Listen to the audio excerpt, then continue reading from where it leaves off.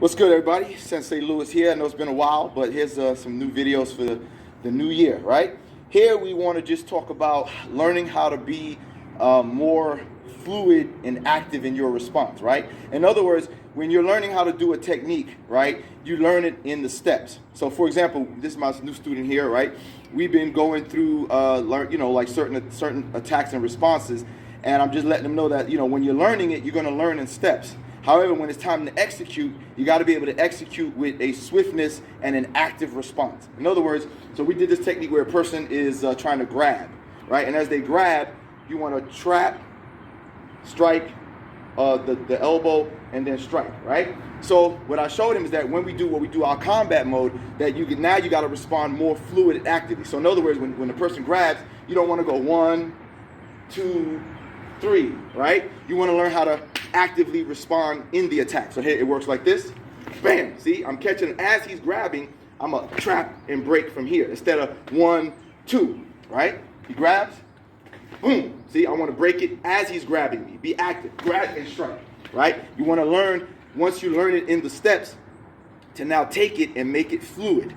Be active in your response. So you want to get out of the habit of how you learned it. You're learning it like that, obviously, because you need to be able to learn the steps.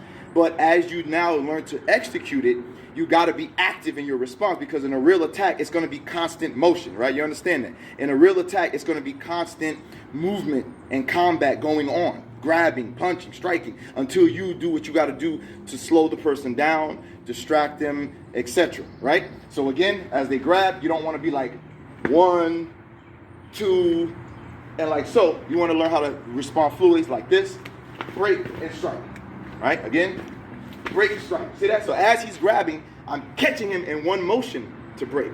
It's bam and then strike, as opposed to trap, then break, then strike.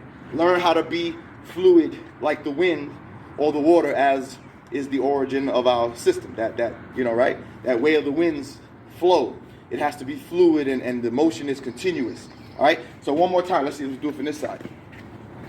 So again, as the person grabs, you want to catch it in the motion, right? You don't want to go trap and break. You want to break it at one motion. Boom! Right as he grabs. Again, bam, and strike. All right, everybody?